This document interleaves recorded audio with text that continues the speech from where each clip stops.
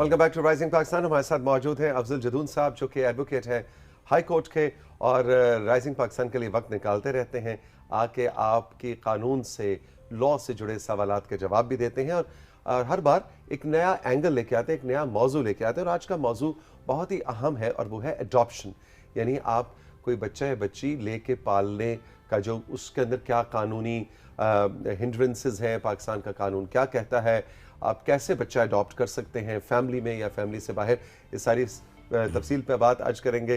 अफजल जदून साहब, good morning, अस्सलाम वालेकुम। वालेकुम अस्सलाम, कैसे हैं आप? ठीक हैं? बिल्कुल ठीक, बहुत बहुत शुक्रिया आपकी तशरीफ आवरी का। अच्छा जी, तो ज़रा सबसे पहले तो एक जनरल आसान अल्फाज में एक ओवरव्यू दें कि अडॉप्शन का सिलसिला पाकिस्तान में कानून के लेंस से कैसे है। अच्छा, इसमें एक तो यह है कि औलाद बहुत बड़ी नेमत है, अल्लाह ताला सबको इस नेमत से नवाजे। अल्लाह ही है जिसे बेटियां देता है, जिसे बेटे देता है, और जिसको कोई नहीं देता। उसके लिए यह है कि बच्चे क्योंकि घर की रौनक होते हैं, हर घर में ज़रूरत होते हैं। ऐसी सूरत में जब पेरेंट्स ये चाहते हैं कि उनके घर में रौनक हो, तो उनको अल्लाह ताला ने अपॉर्चुनिटी दी है। और उसमें जैसे कि यतीम की कफ़ालत के मुतल्लिक बहुत ही बिशारतें हमारे दीन में भी आई हैं। इस्लाम भी यही कहता है कि आप परवरिश करें। उस हवाले से लोग चाहते हैं कि उनके बच्चे अडॉप्ट किए जाएं। ये दो तरह से अमूमन होता है। ये एक तो यहाँ पे यतीम बच्चे जो यहाँ पे सेंटर्स होते हैं मुख्तलिफ़ जगह पे, जैसे ईदी है, यहाँ पे एक बर्नी सेंटर है और इस्लामाबाद में, और बेशुमार बहुत अच्छे सेंटर हैं, वहाँ से लोग रुजू करते हैं, वहाँ से भी ले सकते हैं। और दूसरी ये होता है कि अपनी फैमिलीज़ में से बहन भाइयों से या किसी दीगर रिलेटिव से जो देना चाहते हैं बच्चे, अपने खुशी से, अपनी म्यूचुअल अंडरस्टैंडिंग से वो दे देते हैं। तो पहले वाला जो जिसके घर औलाद नहीं है और जिनके घर औलाद है वो अपना अगला बच्चा जो है या जी हाँ वो दे देते हैं। अब इसमें जो पहला है सब्जेक्ट, जैसे कि आप किसी इंस्टीट्यूट से लेते हैं, किसी सेंटर से बच्चे लेते हैं, वो ज़रा टेक्निकल है, और दूसरा आसान है। वो भी टेक्निकल इस हवाले से है कि उसमें बच्चा बड़ी मुश्किल से हासिल होता है। उसमें यह है कि यहाँ पे इस्लामाबाद की अगर बात करें तो यहाँ पे डिप्टी कमिश्नर साहब हैं, उनके थ्रू होता है। उन्होंने सेंटर का, वो गार्डियन है, वो वहाँ पे कस्टोडियन है सेंटर के, वो अखबार में इश्तिहार देते हैं। जब भी उनके पास इस तरह का बच्चा आता है तो वो अखबार में इश्तिहार देते हैं। इश्तिहार के बाद फिर अगर कोई पेरेंट्स हो, उनका इंटरव्यू किया जाता है। इंटरव्यू करने के बाद इसी तरह तमाम सेंटर्स जिनमें बच्चे मौजूद होते हैं, लोग वहाँ पे बच्चे छोड़ जाते हैं या वहाँ पे अवेलेबिलिटी होती है बच्चों की। इसका तरीकाकार क्या होता है? बस गए और मैंने कहा जी मैंने एक बच्चा अडॉप्ट करना है, जी फिर उसका ये इन्होंने बड़ा ज़बरदस्त तरीका ये मैनेज किया हुआ है, डिप्टी कमिश्नर साहब ने भी और जो सेंटर्स हैं उन्होंने भी। वो इतनी आसानी से बच्चा नहीं मिलता, जैसे कि कोई जाइए, कोई बाज़ार से चीज़ तो नहीं खरीदनी होती। उसके लिए इंटरव्यू किया जाता है कि इंटरव्यू के लिए ये इनको अगर बच्चा रिक्वायर्ड है तो उसके लिए सबसे पहले वो रखते हैं कि ये होगा कंडीशन, आपने एक सर्टिफिकेट साइन करना होगा, एग्रीमेंट साइन करना होगा, जिस पे ये होगा कि बच्चे की शक्ल आपको नहीं दिखाई जाएगी कि बच्चा कैसा है। उसके बाद उसकी जेंडर आपको नहीं बताई जाएगी कि उसकी जेंडर क्या है। उसके बाद आपका इंटरव्यू लिया जाएगा। इंटरव्यू लेने के बाद आप अपने आप को जब दी बेस्ट कैंडिडेट उसके लिए कंसीडर करवाएंगे, रिकमेंड करवाएंगे, उसके बाद वो बच्चा आपको देंगे। उसके बाद भी ये होगा कि वो आपको कहेंगे कि आप अब कोर्ट से रिज्यू करें। वो बच्चा आपके हैंड ओवर करके कोर्ट का प्रोसेस होगा, court guardian and wards act के तहत आपको गार्डियन बच्चे का अपॉइंट कर देगा। अब उसके बाद ये होगा, वहाँ भी श्योरिटी क्लेम की जाएगी, आपसे श्योरिटी ली जाएगी, रीज़नेबल श्योरिटी है। इसमें भी ज़्यादातर लोग आते हैं यहाँ से जो फ़ॉरेन से आते हैं, दीगर ममालिक से। उसमें भी बाज़ सेंटर्स ने पाबंदी लगाई है, जैसे कि वो ममालिक जो कि शहरियत बच्चे को नेशनलिटी नहीं देते, उन ममालिक में बच्चे को नहीं भेजा जाता। सिमिलरली अगर कोई, जिस तरह बाकी ममालिक ऐसे हैं, मैं नाम कोट नहीं करता, लेकिन बहुत सारे ममालिक हैं जो ऐसे बच्चों को की वेलफेयर के लिए बेहतर माहौल प्रोवाइड कर रहे होते हैं, उनको नेशनलिटी प्रोवाइड करते हैं और उसके बाद बहुत ज़्यादा पैसा उन बच्चों की वेलफेयर पे वो लगाते हैं।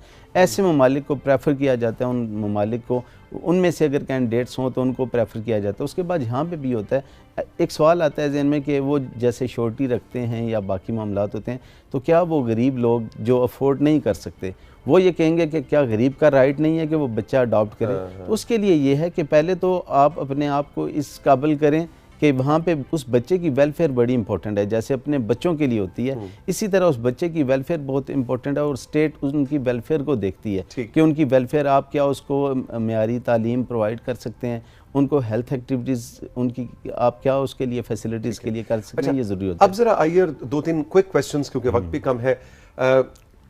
एक बहन भाई ने आपस में म्यूचुअल अंडरस्टैंडिंग से उन्होंने, बहन ने भाई का बच्चा अडॉप्ट कर लिया। आगे जाके इनहेरिटेंस का लॉ क्या अप्लाई होगा? क्या जिसने अडॉप्ट किया उसकी इनहेरिटेंस उससे मिलेगी या ओरिजिनल माँ बाप की मिलेगी? इसको कंफ्यूजन को जरा दूर कीजिए। इसमें बहुत इंपॉर्टेंट है, यहाँ पे इश्यूज इसी तरह के आते हैं हमारे पास। उसमें होता ही है कि एक तो शरीयत में बच्चे को नाम नहीं दिया जा सकता, ना लॉ ये प्रोटेक्ट करता है। लॉ भी ये कहता है कि आप बच्चे के गार्डियन बनेंगे, बच्चे के वल्दियत में अपना नाम नहीं लिखाएंगे। अब यहाँ पे इशू सिर्फ इसी वजह से आता है। अदरवाइज़ तो ये होता है कि अगर इस तरह गार्डियन अपॉइंट कर लिया जाए और पता हो कि बच्चा मिस्टर ए का है और मिस्टर बी या सी ने वो बच्चा अडॉप्ट किया हुआ है, उस सूरत में ये होता है कि लॉ बिल्कुल क्लियर है कि वो मिस्टर ए की ही विरासत से, यानी अपने रियल फादर, रियल पेरेंट्स की विरासत से ही वो उसको हिस्सा मिलेगा। लेकिन इशू उस वक्त आता है यहाँ पे जिस वक्त बच्चा बड़ा हो जाता है और उसके नाम के साथ वल्दियत में नाम उनका आता है जो अडॉप्टिव पेरेंट है। उसमें इशू ये आता है कि जिस वक्त 2019 में ये फाइनली डिसाइड हुआ, ऑनरेबल सुप्रीम कोर्ट ने ये हेल्ड किया कि अगर वालिद ने बच्चे का नाम अपनी मर्ज़ी से अपनी वल्दियत दे के रखा, उसके बाद कोई और वालिद ने चैलेंज नहीं किया बाद में, तो कोई और दीगर शख्स उस नाम को चैलेंज नहीं कर सकता। तो वो उसकी विरासत में ऐसे ही वारिस होगा जिस तरह के उसका रियल बच्चा है। अब इसमें इशू ये आता है कि अब सवाल यहाँ पैदा होता है कि एक बच्चा जो अडॉप्टिव है वो अपने साथ उन्होंने रखा, तो क्या उसको राइट नहीं मिलना चाहिए उसकी प्रॉपर्टी में? जो पेरेंट्स वो किसी और को नहीं देना चाहते, वो इसी को देना चाहते हो, तो उसके लिए लॉ प्रोवाइड करता है कि आप उन्हें गिफ्ट दे दें, उनको कोई सेल कंसिडरेशन में उनके साथ ये कर दें।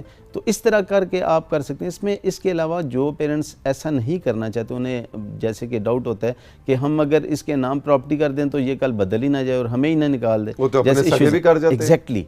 उस सूरत में ये होता है कि 1/3 तक वसीयत भी की जा सकती है, वसीयत के ज़रिए भी किया जाता है। लेकिन बेहतर ये होता है कि जो अच्छे समझदार लोग होते हैं वो इन इश्यूज़ से बचने के लिए वो आसानी ये करते हैं कि वो पहले ही अपनी ज़िंदगी में ही या गिफ्ट कर देते हैं प्रॉपर्टी उनको या वसीयत कर देते हैं, क्योंकि बाद में शरीयत ये कहती है कि जो वो राइट मरने के बाद जो इशूलेस लोग होते हैं जिनकी औलाद नहीं होती, उनकी प्रॉपर्टी रिवर्स होती है उनके भाइयों में, उनके पेरेंट्स में, तो ये उनका राइट होता है, तो उनका राइट कर्टेल नहीं किया जा सकता।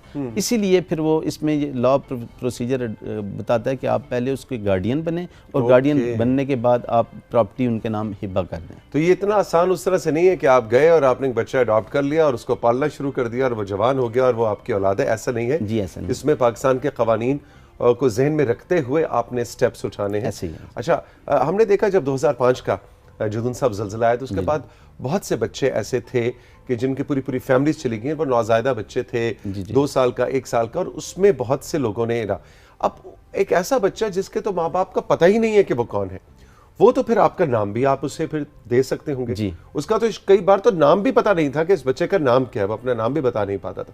ऐसे में क्या होता है, वो तो फिर पूरे उसको इनहेरिटेंस राइट्स और नाम, वो तो फिर मेरा ख्याल केस आसान हो गया। इसमें यही इशू होता है ना, बेसिकली उसके नाम देने में इशू नहीं है, इशू विरासत में आता है कि जब बाद में लेटर ऑन ये आती है उसमें बाकी दीगर वारसान जो होते हैं वो चैलेंज कर देते हैं कि ये तो उसका रियल बच्चा है ही नहीं। अब ये क्योंकि विरासत इस पे आती ही नहीं, उसमें चैलेंज करते हैं। फिर प्रूव करने के लिए कुछ अर्सा पहले ये होता था कि वो एप्लीकेशन दे देते थे कि इसका डीएनए कराएं, फिर इसको लॉ ने प्रोहिबिटेड करार दे दिया कि आप डीएनए नहीं करा सकते। अगर वालिद ने नाम दिया हुआ है तो वो नाम उसी का ही रहेगा और फिर विरासत में सारा हिस्सा उसी तरह उसका आएगा जिस तरह रियल सन का आता है। वो मुझे याद आ रहा है, वो हम छोटे छोटे होते थे तो ये मोहम्मद अली, ज़ेबा, वहीद मुराद है ना, ये फिल्मों में ना बड़ा ये इस तरह उस वक्त नया नया ये आया था, मुझे फिल्म याद नहीं आ रही, जिसमें वो यही होता है कि वो बड़ा हो जाता है और सारी जिंदगी उस बच्चे को नहीं बताया जाता कि तुम ओरिजिनल बच्चे नहीं, तुम्हें अडॉप्ट किया हुआ है, और फिर बाद में जाके एक दिन पहाड़ के ऊपर फिर एक गाना भी आता है, उसको पता लगता है कि ये मेरे माँ बाप मेरे असल माँ बाप नहीं है, फिर वो असल माँ बाप की तलाश में निकलता है। इसमें बड़ी फिल्में भी बनी हुई हैं इस इशू के ऊपर। यही होता है, इसीलिए लोग जो यहाँ पे अडॉप्ट करते हैं बच्चों को, वो नाम इसीलिए देते हैं कि लोगों के जहन से ये सवाल निकल जाए और इसके जहन से भी अट्रैक्शन हमारी कम ना हो। ये एक साइकोलॉजिकल इफेक्ट है जिसकी वजह से करते हैं। यहाँ पे जो इशू आता है वो बहुत ज़्यादा ये आता है कि अच्छे ताल्लुकात में अच्छे रिलेशंस होते हैं तो पेरेंट्स दे देते हैं बच्चे को, लेकिन जब कभी इशू आता है उस वक्त आके मेरा बच्चा वापस करें, मेरा बच्चा वापस करें। रियली ऐसा होता है? एग्जैक्टली और ये बड़ा पेनफुल होता है अडॉप्टिव पेरेंट के लिए भी और उस बच्चे के लिए भी बड़ा पेनफुल होता है। 10 साल उन्होंने उस बच्चे को पाला और उसके बाद अचानक आप एक दिन कह रही नहीं ये बच्चा मेरा है जी, और ये मेरा बच्चा वापस करो। ऐसे ही है, इसीलिए लॉ प्रोटेक्ट करता है, इसीलिए कहा जाता है कि अगर ऐसी सिचुएशन हो तो आप गार्डियन कोर्ट में जाएं और गार्डियन कोर्ट में अपने आप को उस बच्चे का गार्डियन अपॉइंट करें। आपने देखे होंगे जब आप फॉर्म फिल करते हैं अपने बच्चों के, उसमें 2 ऑप्शन होते हैं आपके पास, पेरेंट्स और गार्डियन। वो इसीलिए होता है कि गार्डियन को पेरेंट्स के ही दर्जात दिए जाते हैं, तो उसमें लॉ प्रोटेक्ट आपको ये करता है, इसके लिए अलग से कोई कानून मौजूद नहीं। लेकिन गार्डियंस एंड वार्ड एक्ट ये कहता है कि आप जब ऐसा करें तो उस बच्चे का प्रॉपरली लॉफुल गार्डियन अपॉइंट हो। आप कोर्ट में एप्लीकेशन देंगे, पिटीशन फाइल करेंगे, उस पे कोर्ट एविडेंस लेगी कि क्या और कोई इंटरेस्टेड तो नहीं है इसमें। फिर पेरेंट्स आएंगे, पेरेंट्स आके या वो सेंटर आएगा, सेंटर को आप पार्टी बनाएंगे। वो सेंटर, ये दोस्तों को याद रखना चाहिए कि जब हम ऐसे केसेस करते हैं तो जहाँ से बच्चा लिया जाता है उनको पार्टी नहीं बनाया जाता। इवन आप अपने रिलेटिव से लेते हैं उनको भी पार्टी बनाएं, उसके अलावा वो सेंटर से ले रहे हैं, सेंटर को भी आप पार्टी बनाएं। फिर सेंटर आके स्टेटमेंट दे देगा जी कि ये बच्चा हम इसको दे रहे हैं, या पेरेंट्स आके दे देंगे। वो एक कोर्ट की आपके पास कोर्ट का ऑर्डर आ जाएगा। उसके बाद खुदा ना खास्ता 10 साल बाद पूरी होगी। जब वो क्लेम करेंगे तो उस वक्त आप लीगली प्रोटेक्टेड होंगे। फिर पेरेंट्स को मीटिंग का राइट तो दिया जाएगा, लेकिन पेरेंट्स को ये राइट किसी सूरत नहीं दिया जाएगा कि आप बच्चा वापस ले जाएं, क्योंकि उस बच्चे की नफ्सियात और उसके इमोशंस को दोनों की, पेरेंट्स की भी और बच्चे की भी और उसके भी। बहुत अहम मौजू था और बड़े आसान अल्फाज में आपने उसके बयान किया। एक सवाल आपके लिए आया है जिसका इस मौजू से कोई ताल्लुक नहीं, लेकिन बहुत अहम सवाल है कि हमारी पाकिस्तानी बहन ने भेजा है। ना हम उनका नाम बताएंगे, ना ही उनकी जगह का नाम बताएंगे, क्योंकि सवाल की नौयत इस तरह की है कि हम उनकी कॉन्फिडेंशियलिटी को ज़रूर रखना चाहेंगे। कहती हैं कि तौसीक भाई, आपने जो लॉ का सेगमेंट सजा रखा है बहुत अच्छा है। मैं अपने घर का एक मसला आपको बताना चाहती हूँ। मेरा शौहर मुझ पे हाथ उठाता है, मारपीट करता है, छोटी छोटी बात पर गालम गलोच भी करता है। मेरी एक बेटी है, उसे भी परेशान करता है और हमें कुछ समझ नहीं आ रही। मैं एक तालीम याफ्ता खातून हूँ, पढ़ी लिखी हूँ, जॉब करना भी चाहती हूँ, शादी चलाना भी चाहती हूँ, लेकिन साथ ही ये जो डोमेस्टिक वायलेंस है इसका शिकार हूँ। मैं क्या करूँ? क्या पुलिस के पास जाऊँ, किसी अदालत में जाऊँ, कोई वकील कराऊँ, क्या करूँ?